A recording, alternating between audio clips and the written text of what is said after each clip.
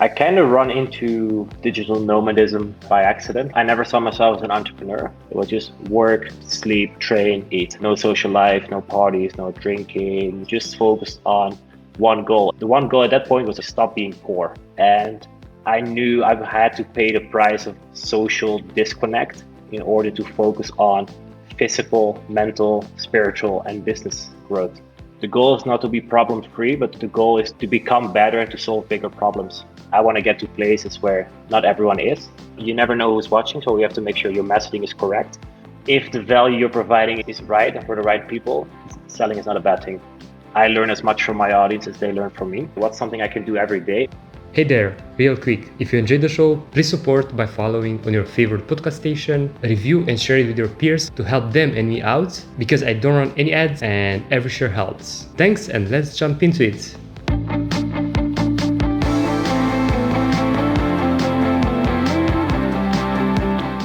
Hey Jessie, welcome to the show. Good morning for me, good evening for you. Excited to be here, Gabe. Thank you so much. We are literally almost 12 hours apart. Yeah, so I'm currently based in Medellin, Colombia. It's beautiful, sunny Tuesday morning, 9 a.m. And it's always exciting to me that we can have a conversation like this while you're literally like 15,000 kilometers away from me and I think 12 or 13 hours ahead of me in time. So I think that's to name the show like the Nomad Solopreneur. I think that's the beauty of the game, right? Indeed, I'm calling from Bali and we're literally on the other side of the world. I'm always loving to say that I'm living in the future here when I'm in this part of the world because you're always ahead of time.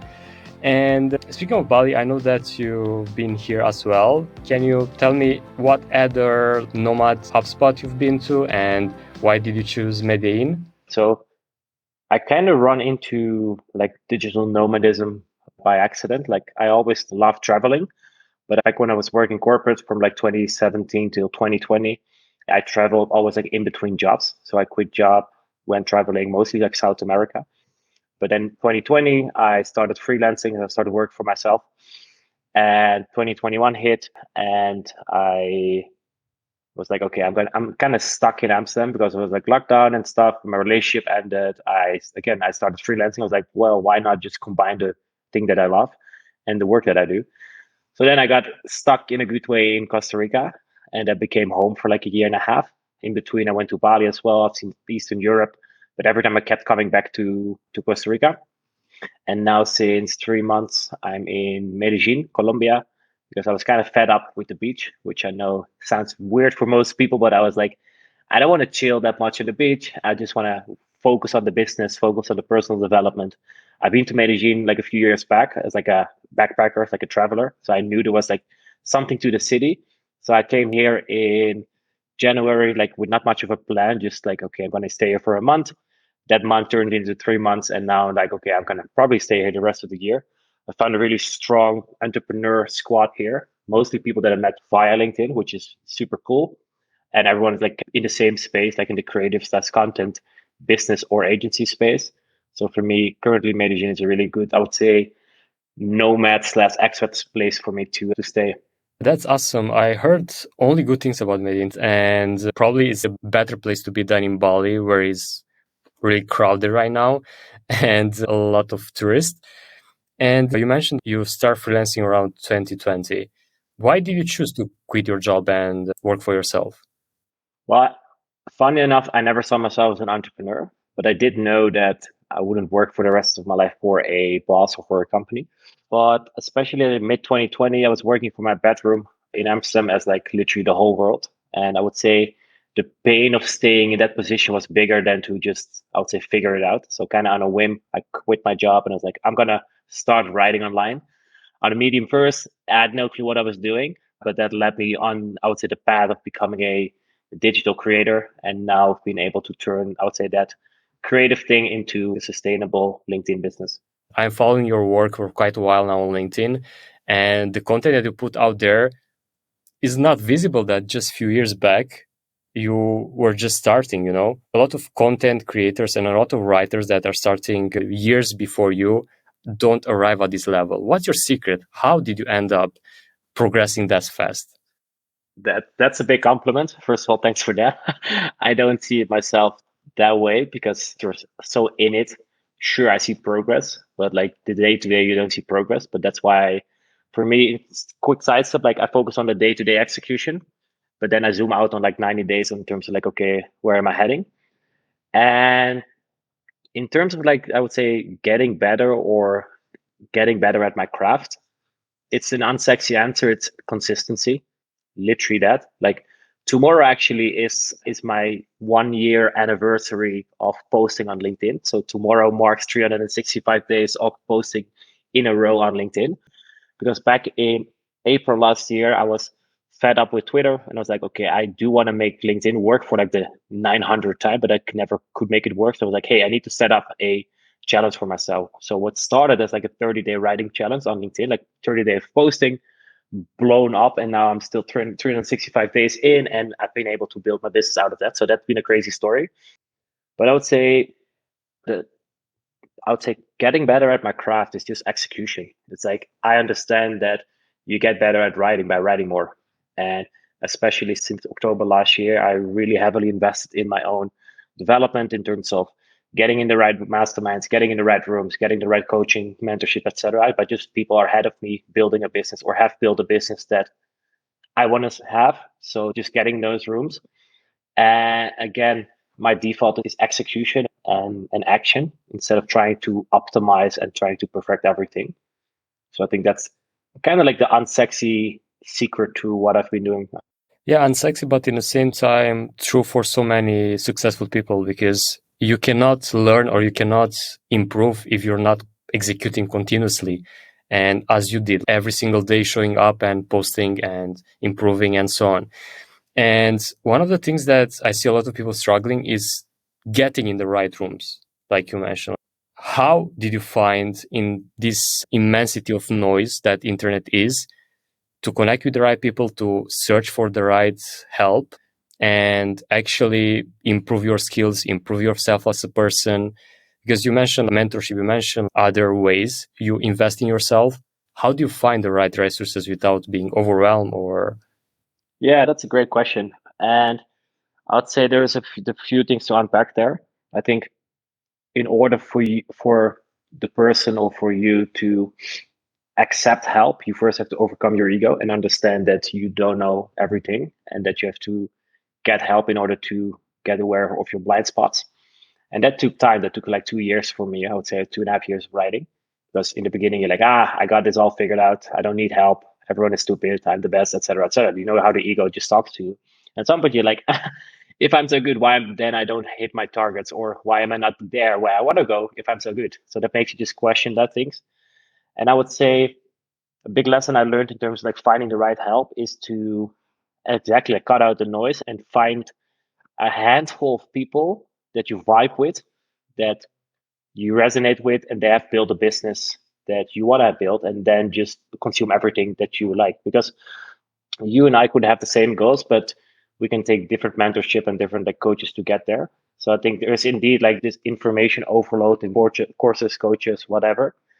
And I would say through my content, I got into content with people that also create content. And then through that, I'm really critical. Like, okay, is this something that's helping me, or is it something that I enjoy spending time with, whether it's like reading their content or just reading their ecosystem? And then I'm like, okay, I think I need to double down on these 2, 3 sources. And that has been the biggest leverage point. Currently, I'm in the phase that I'm in a little bit more masterminds and groups, so that I already feel that some days or some moments the energy is a little bit scattered. Whereas in October, I was literally in one mastermind and one mentorship only, so I could literally like double down on that. So yeah, there is a lot of noise, but I would say the moment you find one person that you vibe with or resonate with, plus they getting the results that you see yourself getting, I'll say don't stop looking for something else and just be with this person for whatever long till you take all the lessons that they can teach you, and then move forward. Yeah, that's brilliant advice because always following someone that is a few steps ahead of you and vibe with that person because you can admire someone. It's in the same spot that you want to be. But if you don't vibe with that person, it's pointless because you won't connect, you won't work great together. And that's super important. And how do you manage to structure your time when it comes to being part of these mastermind groups, investing in yourself, creating content, working with clients, because we all know that being a creator can be overwhelming. Yeah, that's a constant work in progress. Like I structure all my creative works in the morning, so I'm really up early every day, about like 4:30 ish, and then from 5 to 7 I do all my creative work. So that's writing, that's structuring my carousels for LinkedIn, so more the design work. Or at this point, I started adding YouTube to my toolkit, so it will be recording videos as well in the morning. Then I always have like a break in terms of like a gym session. I like to do my cardio in the morning just to be active. And then I would say from 9 ish to 1 or 2 is the room for calls. I don't run too many calls because I run a group coaching program for LinkedIn creators and for six-figure entrepreneurs. So then we meet for that and much more of the day-to-day stuff of like running the business. Like it's heavily focused on LinkedIn, like the DM management and all these things. It's like 2 spots at the day, the morning and the afternoon. But as I said, it's like a constant work in progress. And literally just before this call, I got off a call with my health and performance coach, who's helping me optimizing my day-to-day structure there, because I do know that I need to have structure in place, because I'm like I see myself as a creative mess, like notes everywhere, relying on a really good memory, so I know exactly what's been written in which doc, or I can do something on the fly, etc. And sure, that got me to this point, but I know to get to the next level, I have to structureize things more. Plus, I'm now at this point that I understand that putting more hours in the business doesn't give like the 10x return, but it's like focusing on the right things. Yeah, true. And when it comes to focusing on the right things, what's your main priority? Mainly because I would say I have two main priorities, which I know is kind of a weird answer because there can only be one thing.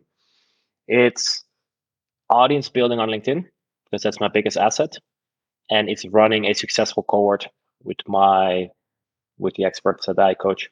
They tie into each other. Like I see my LinkedIn as like the playground. Like everything that I teach, experiment with, battle test, etc., is stuff that I can feed back to the people that I work with. So I'm my own guinea pig there. Plus, I understand that it's a huge asset. So on LinkedIn, I'm not the biggest creator, but like 27K of like engaged people. That's a huge asset. So that's a big priority for me to keep nurturing, to keep building, and to keep strengthening that position of like seen as like an authority within my industry. Definitely. And speaking of numbers, because you always heard that numbers doesn't matter. How important is that number for you? I would say I was in that camp as well. Like I said, numbers don't matter, but numbers do actually matter because it's a form of status. It's especially like the digital world that we're currently living. It's a form of like it's a status symbol. It's a flex almost. Sure, we are also living in an era where followers can be bought, but I don't think that's the case on LinkedIn because it's much more personalized and safe or secure. But I figured out that it's easier to get yourself in the door with a bigger following than a lower following. So there is definitely something to say there. There's more like weight to your name. And I would be lying if I said that I wouldn't care about like following account. But it's like as it's not the main service that I sell, it's not something that I heavily focus on. But I do know that it's a important metric to focus on, but not the biggest one, because I understand, okay, there comes reach with it, but again, I sell lead generation, which doesn't really matter if you have like 10K follower or 20K followers. So I make my clients really aware of the fact that, hey, you're not hiring me to increase your following account, but it will happen as a result of the work we get done together. They are definitely interlinked. And since a lot of those listening probably are not at this level of following, what will be your advice for them in order to not get drawn into this dopamine thing and focus on what you did, constantly improving your content, constantly posting, and actually sharing as much value as possible? Because at the end of the day, that's all about. What will be your advice for them to be able to stay focused on the right thing when they start creating? Well, I like to focus most of my attention and energy on the things that I can control instead of the things I can't control. And so for me, it's a big thing to focus on the output instead of the outcome. And what I mean with that is that I can control the output that I deliver every day, which in the beginning of my LinkedIn journey was 3 posts a day. Some people think it's crazy. I know I could put up with that consistency. I was like, so that's like 90 posts a month, which for me is super easy. I'm back to one because it's better for, I would say, the growth of my account. But I would say that's something I can control. What's something I can't control is the amount of followers that I gain. Sure, by getting better at your craft, it's easier to add more followers, but still, it's up to the algorithm and the world to gain me that. So I would say that the big piece of advice is there, get clear on why you want to grow an audience, because without a strong why, you will fall off track. At some point, you will get discouraged. You will get demotivated because you're not seeing the results you expect to have. Because the content game is really hard. The amount of people that I've seen rise up real fast and then just completely fall off stage in the 3+ years that I've been creating content on Medium, Twitter, and LinkedIn now is insane. And so for me, the thing that I keep telling myself is, I learned this from Alex Hormozy, is I can't lose if I don't stop. And that's literally it. I'm not stopping today. So just another day of content creation, just another day of content creation, just another day of content creation. And we know about, if we think about habit creation, we do something for 30 days or 60 days, it becomes almost part of your identity. So then it becomes, okay, how can I not lose this streak? Like I mentioned earlier in the chat, tomorrow is like 365 days of posting on LinkedIn, but it's almost 1,000 days of writing online and publishing online. And just, I don't want to lose that streak because it drives me nuts. So then the goal becomes to not lose the streak. And by not doing that, I just keep going. And I know in the end I will get the results I'm hoping for. Perhaps not in the time frame, but that might be that my expectation in the beginning were wrong. So take to circle to tie it all back into one advice. Know why you're doing it, but then break it down. Okay, what's something I can do every day and make that the goal? Like the goal is not to grow 100 followers a day. The goal is to write a post every day because that's something that you can control. Yeah, thanks so much for sharing that. Yeah, that's one thing. And the other is the fact that being drawn on, let's say, algorithm advice that you have to post for X amount of times on LinkedIn, Twitter, whatever, is just not going to work for you, as you mentioned. If you are able to do X posts per day, do that. If you're able to do more, do that. But don't be drawn in the numbers game and start posting as much as possible because it won't be sustainable. And speaking of sustainability, how do you create the content itself? You batch create content or you simply stay consistent and create every single day? I would say I batch ideate. So currently have a structure for myself. So on Monday, I write a more like lead generating post. On a Tuesday, like today, I have a carousel on LinkedIn, so a creative post, and Wednesday, et cetera, et cetera. So I know like, okay, which day of the week I create what kind of content. And then my brains helps me just like ideating in terms of like, okay, this is the frame, this is the box, and then ideate on that. What I do on Sundays is this, I'm gonna like map out or like prepare these ideas for the week so that every morning as I sit down to write, again, my morning deep work block, I don't start with a blank canvas. So I just open my Notion and I see, okay, today I write a hand raiser post about this topic. There is really a lot of like notes and brain dump, but that's how my brain works because I'm just getting notes while I'm doing cardio, whatever. I'm just getting them. So the moment I sit down to write, there is already pre-work done by past Jessie, which is amazing because together we form a team. Like past Jessie and present Jessie, together we get something that will benefit me in the future. I tried batch creating, but I just like writing in the mornings because without the morning feels a little bit empty. So then I'm like, what else should I do with my time in the morning? So I think at some point, as I'm branching out to YouTube, it's something there will be perhaps more creative works there. So yeah, that's a little bit how my creative process works. I think the biggest improvement that I made recently is splitting the ideation process and the creation process, because the stronger the idea and the better it's prepared, the easier the writing process becomes and the better the results get. Yeah, for sure. And love that process. It's actually something that I apply as well. When I start creating, I was literally staring at the blank screen and ideate in the same time and write, and it was a nightmare. I spent so much time writing.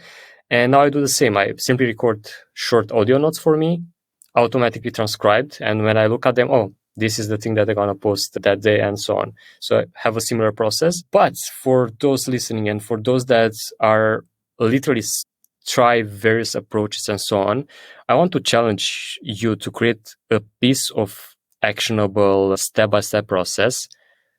I'm not sure if there is such thing as a universal framework, but let's say that you can put something together that's easy to follow, like a simple step-by-step process for anyone new at content creation to get the ball rolling, to start creating, and probably they don't have experience. Let's take that into consideration as well.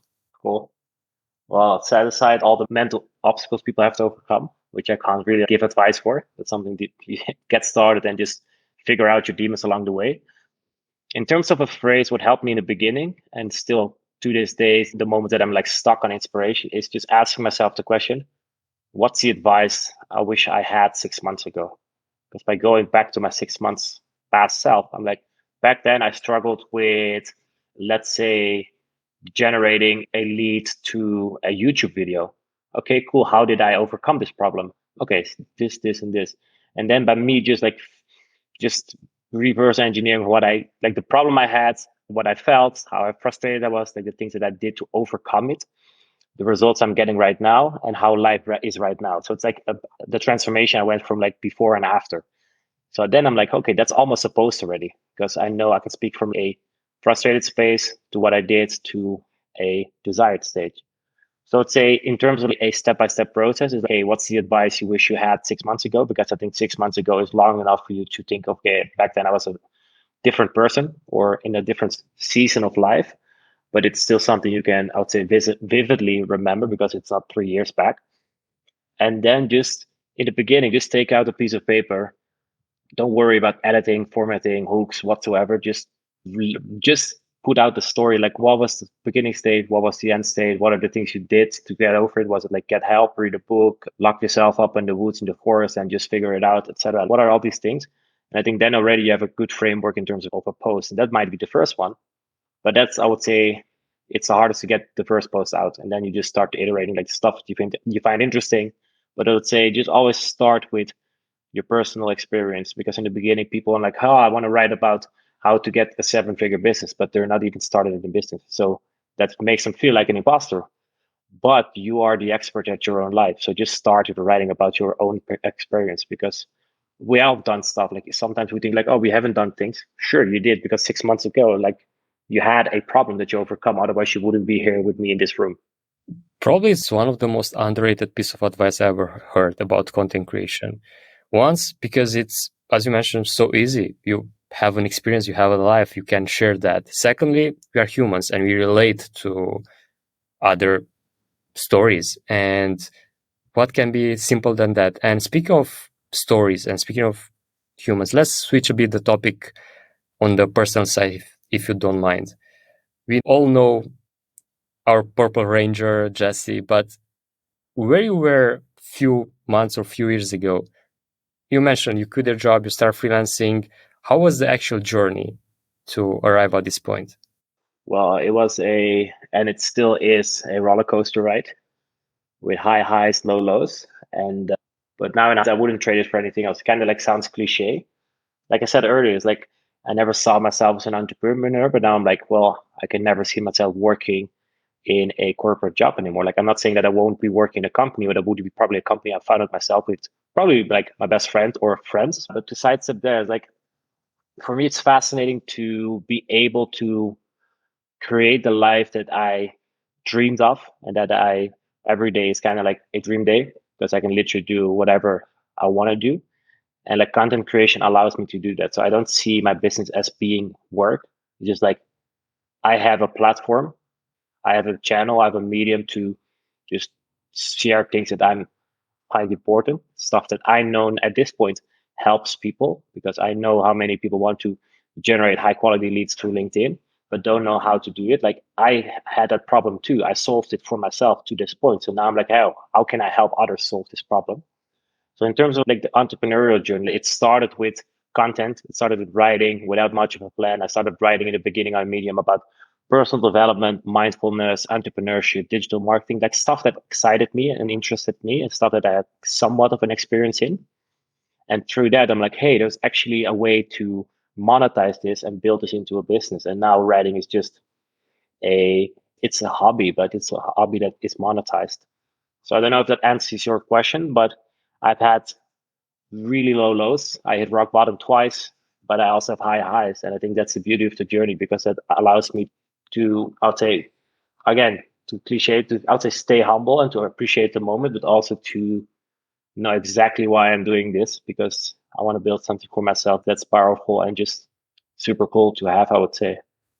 Yeah, definitely. And it answers actually partially. And I want to go a bit deeper into this because I feel like usually we are getting inspired not only by the successful stories, but how we actually overcome the most complicated things. And you mentioned that you hit rock bottom twice. Can you share a bit more about that and how you overcome it? Sure, like in hindsight, it's always easy to speak about the scenarios, but I would say in both situations, in both, like the way to get into rock bottom was, I think, I have to figure this out once still, but it's like an ongoing process. It was the result of chasing a few shiny objects at the same time, thus getting distracted. But that's only the thing that shows up in, let's say, 3 months from now. Back then I was distracted, so business is going down, so I've got nothing going on. Just, I would say, the lack of focus got me in the position. And I would say the first one was just not focusing on sustainable cash flow, but much more like living from project to project, which was cool, but it was like the headache. So in that way, I was like, okay, I learned the lesson. Okay, cash is king. In the second rock bottom, I was like, now I learned the lesson of the compound effect. Like, so everything that you focus your attention on compounds over time, but the moment you shift direction, you will lose momentum. You have to start from zero again, which is kind of interesting because I was already on the consistency thing for like writing for like 2.5 years back in that day, or like 2 years. But by just switching, I would say, my focus, I lost momentum every time. So then every time I had to start from zero. And then suddenly I was in rock bottom. I was like, oh shit, I'm in a problem right now. And that's a big hole to duck yourself out. And the last time that I hit rock bottom, I made a really drastic decision to relocate to Costa Rica in the middle of rainy season and to just lock myself up in literally like a jungle house for a month and then a little bit more civilized house, but still, I just worked for like 6 or 7 months. I'm pretty sure you're familiar with the term monk mode. That was literally it. It was just work, sleep, train, eat.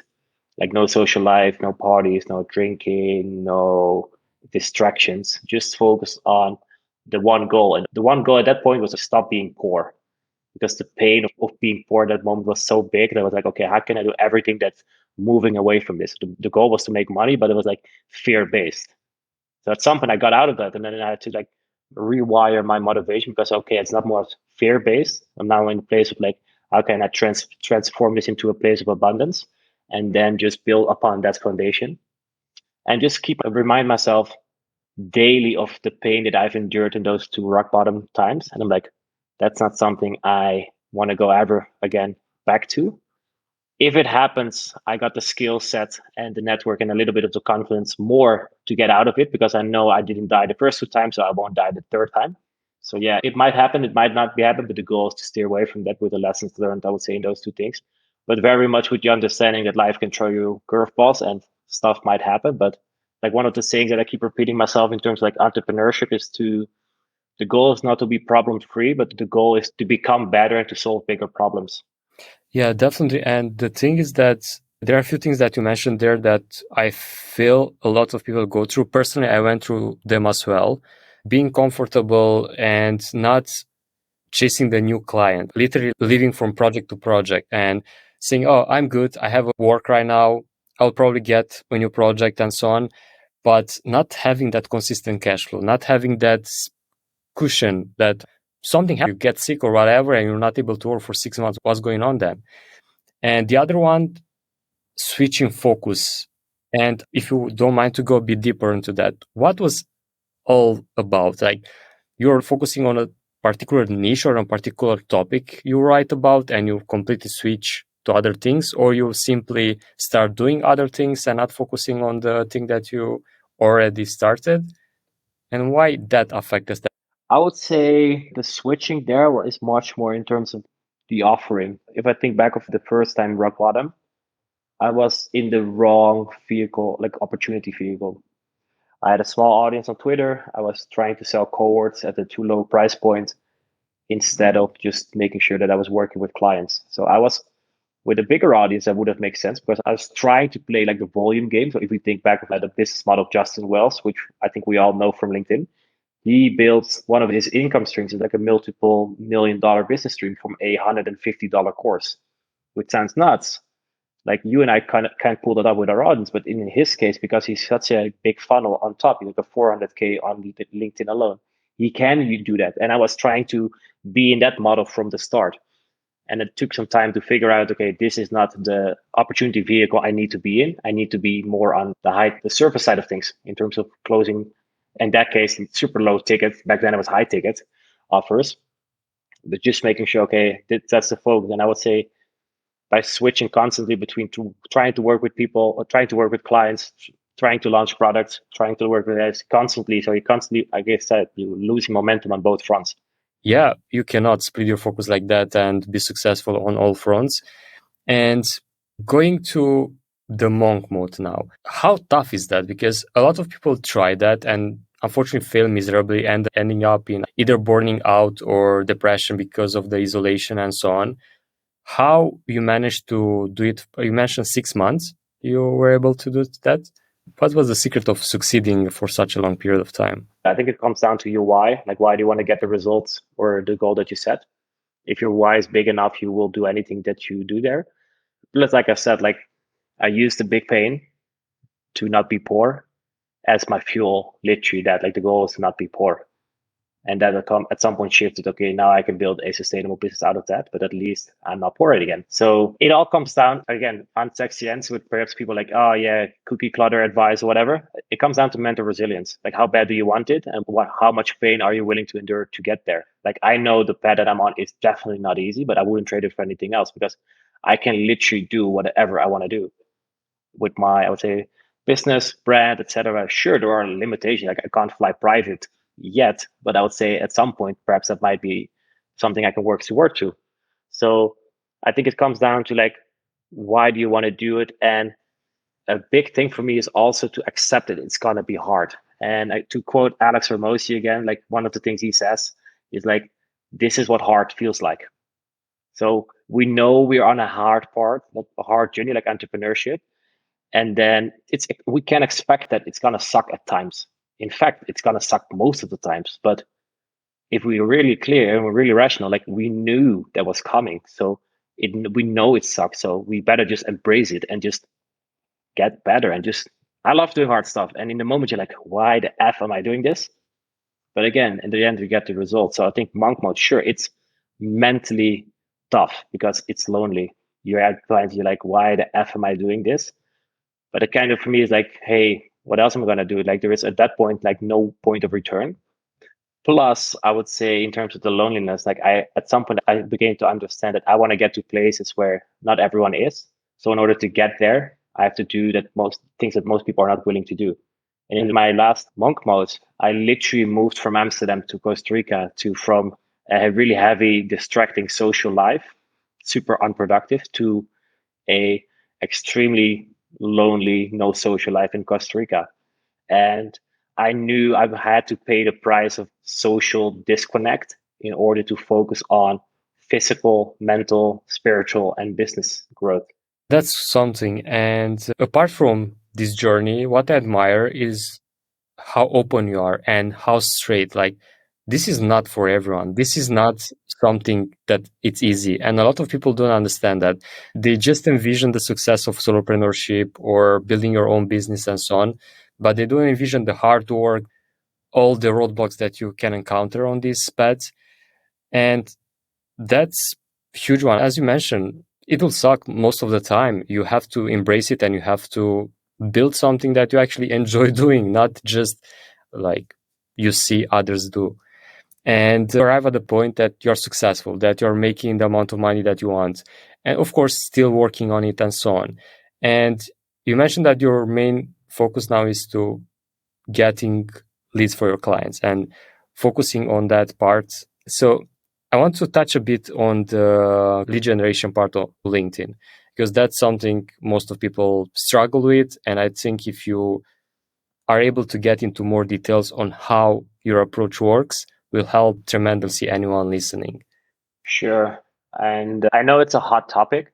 Like I know I would say I'm solving a sexy problem, but I'm solving it in an unsexy way because it's not like paid ads, like a button you can switch on and it happens yesterday. So I help my clients create a content-based selling system, which is through content. We use authority building content and lead generating content. Like we put out the right pieces, we generate leads to their inbox. So no paid ads, no engagement pods, no hacky things. Well, no, I would say no extremely cold outbound. There is some form of outbound that's more like in terms of like how can we strategically shape our network. So which people do we need to add? Which people do we need to build relationships with in order for to prime the relationship, but also to I would say nurture that in order for them to see our content. So in everything that I teach, content is like the main driver because most of my clients, they run into the issue that their client is not that active. So I help my clients get clients. So in order for me to do that, I need to understand who their client is. It's a little bit made out there, but most of their clients are not active or not publicly engaging or exposing themselves on LinkedIn. But LinkedIn is the biggest business platform in the world, like 900 plus million and still counting users. So you never know who's watching. I've had clients with less than 200 followers close 7-figure deals based on one post with a literally like no engaged audience, but we put out the right message. He got a lead and he closed the deal because it was so specific. So what I always tell my clients, like, hey, you never know who's watching, so we have to make sure your messaging is correct. So we speak into what I like to call the photos. It's like the fears, the objections, the desires, the obstacles, and the frustrations. We pick one of those and we use it in our content because we want to hook people on the emotions they're feeling. Because that allows them to lean in and to learn with us, but also it shows the clients that we speak to that we understand them, which is a big thing. So it's heavily on content with my cohort-based program. Like I give all the frameworks and all the teachings to educate my students on how to write these posts, because again, they're the driver of our brands. In my one-on-one engagement, I kind of do this a little bit step further because I'm providing them with all the stuff. It's almost like a fill-in exercise. Like, hey, this is the stuff we need to write about. And then I fine tune that in terms of optimizing it for LinkedIn in order to just craft these pieces. Because I see LinkedIn posts even though they have like a small lifespan, like 1 to 3 days, like a viral post a little bit more, we want to make sure that these assets work for us. Like, I don't know if you're familiar with the work of Dickie Bush from Ship 30, one of the biggest cohorts on Twitter. They see content as like an army of digital warriors, which I 100% agree with, because the more content, the more right content I send out into the world, I can go on with my day. And so for me, like writing a good piece of content is a high leverage task. So that's why I do it every day. So that's not something I want to outsource at any point, because I know the better I get at my craft of creating content, the better high quality leads I get into, but also the better I get at my craft of extracting what I did for myself to all my clients. And then it's a constant feedback loop because I see my clients doing some stuff with what I provided. Based on that, I learn, I iterate for myself, and they iterate for me. So it's a constant loop. So I think that's the beauty of like the content game in terms of like the business. Like it's learning and building and crafting in public, getting actual feedback from the market. So yeah, long story short, content-based selling systems is what I help my clients set up. And there is like some part of like strategic engagement there. So we use LinkedIn, but we also use like building out a funnel through email, because I think especially together, those two are a really good combination. So it's building up the funnel, it's creating the right content, putting the right creative assets in place. But I would say I mainly work with people that already have most of these things on their own, because again, it's hard to overcome the imposter syndrome at the beginning of writing. I think everyone needs to do that on their own by just execution. But the people that are ready, I'm like, hey, I have a successful service business on whatever platform like Facebook, Instagram, TikTok, YouTube, but struggling to get leads through LinkedIn, is people that I help with like setting up this content-based selling system. Yeah, that's amazing. I definitely agree that content can be extremely powerful, and especially with the thing that you mentioned, that a lot of those prospects are not engaging. A post can get X amount of likes or comments and so on, but gets hundreds of thousands of impressions depending on the post. And many of those are prospects. And you mentioned human psychology, frustration, objection, and whatever they are facing. And how do you usually structure a post? Of course, you all know the hook and the meat and so on, but can you be a bit more detailed? Yeah, so I think using the emotions is a big thing. So, like I said, the photos, the fears, the objections, the desires, the obstacles, and the frustrations.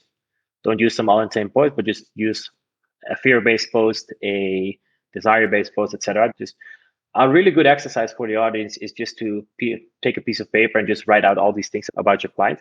The good thing is, especially with the objections, they often tell you this in sales calls. Oh, I can't do this because of XYZ. So the best thing to do is in content is use the words of your clients. Because by doing that, you show them that you understand them, and it just you have other people like them, oh gosh, nodding their head behind their laptop. That's one of the most powerful pieces of validation, because then like, oh gosh, this person gets me. So then they're really interested to interest. So use emotion to show your audience that you understand them, but also to just make sure that it's actually a good fit to your ICP, your ideal client profile. Second, what I always like to do in content, it's about the transformation. It's like, where are they right now? Where do they want to go? And how can I help them get there? Or how did I, in terms of a case study, how did I help George, whatever, get from painful to desired situation? So it's, I would say, adding in the emotions, it's talking about the transformation, it's having a really clear call to action. So who are you for? What are you helping with? What assets do they need to have in place? As you think back of my previous answer, for my cohort, I don't work with absolute beginners. Not to be like an asshole there, but hey, I need you to have certain assets in place. So you need to have a service offer within the 4-figure range. You need to have a 5K plus audience on LinkedIn.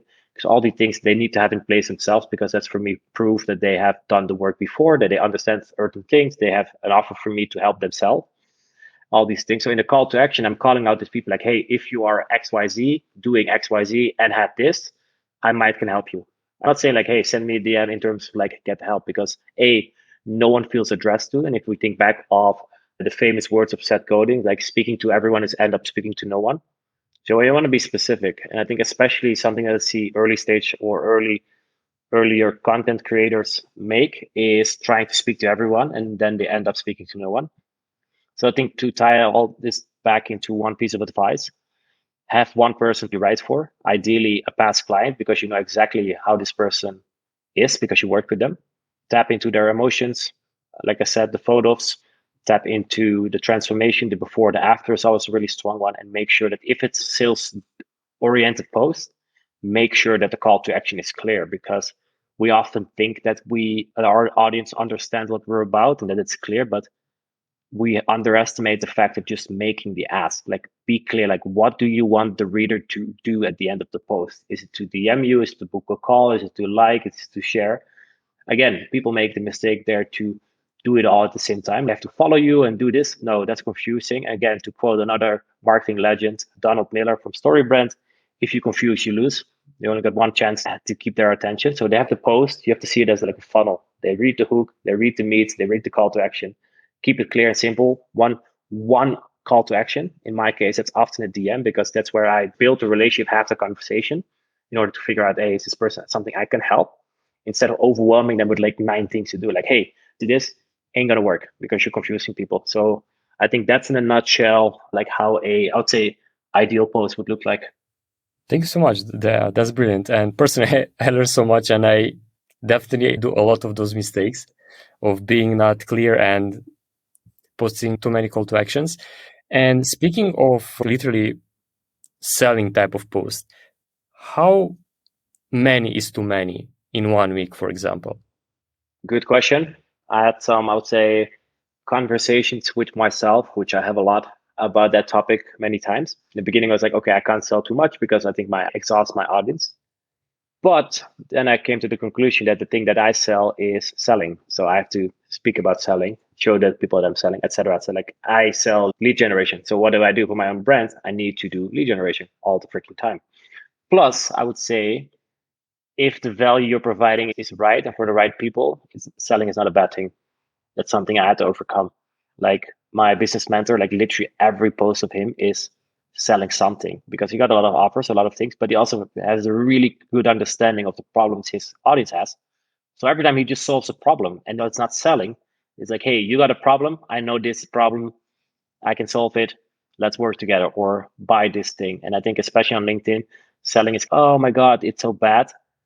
It's not. It's like a limiting belief that people don't want to sell, or it's been in the wrong way. So then again, get like a bad rep.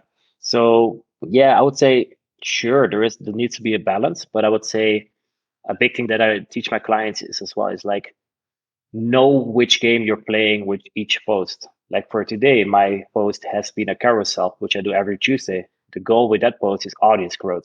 It's highly educational. It's giving away everything that I normally teach, but then just in a written form. I expect that post not to generate leads because it's not focused on that. I expect it to do well in terms of reach and engagement. With all the other posts, I'm like, hey, the goal of this post is to generate leads. So I don't care about impressions and those vanity metrics because the success of that post is measured by the amount of leads it gets me in. So I can do those posts all week long, but then I do know that I pay the price of a lack in audience growth.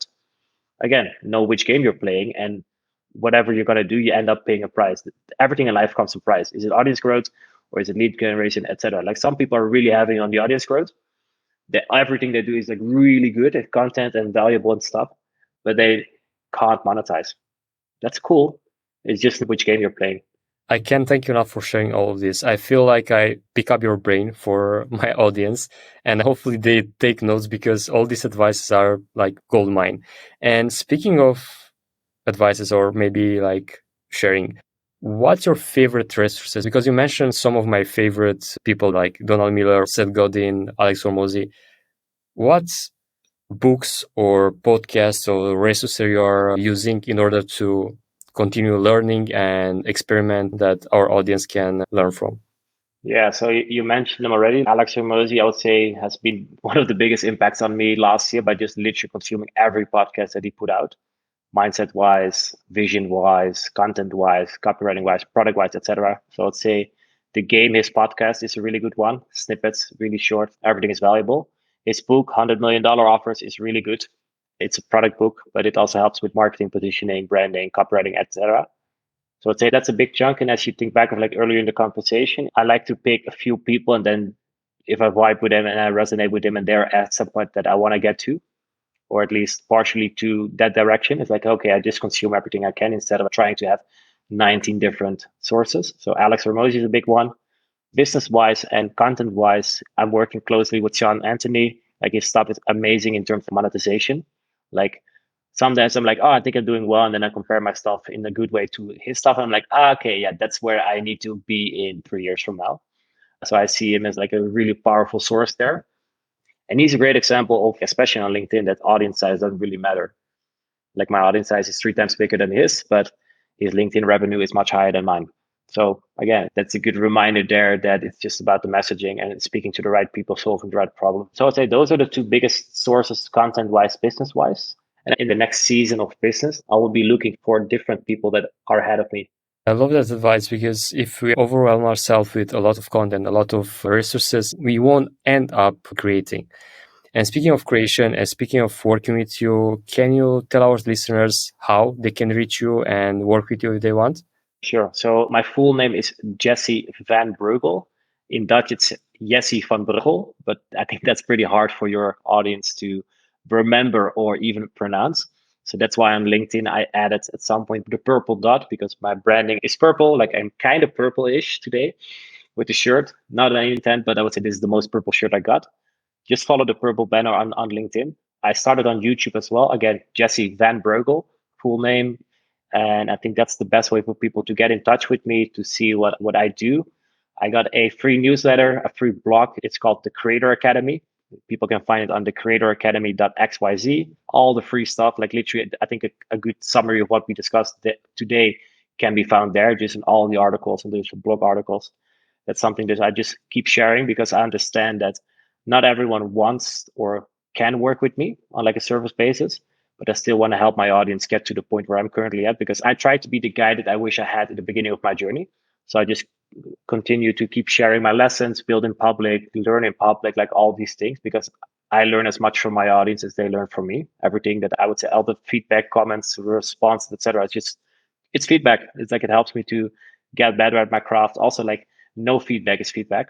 So I'd say my full name, Jessie van Breugel, on LinkedIn and YouTube, the Creator Academy for all the free stuff, and just follow the purple branding and like often like a smiling bald guy, whatever, and you will find me. Awesome. And I'll also share the links into the show notes for everyone listening. And thank you so much for sharing that, Jessie. And you brought so much value into this episode that I will definitely take notes while editing. And to wrap things up, it's your time now to create a challenge for our listeners, a short one they will be able to complete in less than 24 hours. That will up their content creation game. That's a good one. And I'm all about action, like what's something that we can do at this very moment. So I would like to encourage the listeners to pause the recording, to get a piece of paper, write down the question, what's the advice I wish I had 6 months ago? Start writing out the answer, put it into a LinkedIn post or whatever platform of your liking, whether it's like YouTube, Facebook, whatsoever. Just get the post together, screenshot it and send it to me for a little bit of extra accountability, because that's an action you want to take today. So if you have been struggling with content creation, if you're overthinking it whatsoever, get started with the advice you wish you had 6 months ago. And from there, you can take the next step, but at least get started, get off from that zero. Love it. That's short, actionable, and definitely can be done in less than 24 hours without procrastinating, without postponing. Thank you for sharing that. And thank you so much for joining the show. And as we both pass by through Costa Rica, pura vida, Purple Brother. Pura vida. Thanks for listening, everybody. Make sure to check the show notes where you'll find direct links to the tools and resources mentioned in this episode, and much more. If you enjoyed this podcast, make sure to subscribe to your favorite podcast station to not miss when we drop the next one. We have lots of exciting guests and surprises for you coming up. This is your host, Gabe Marushka, with the Nomad Solopreneur Show. Until next week, pura vida!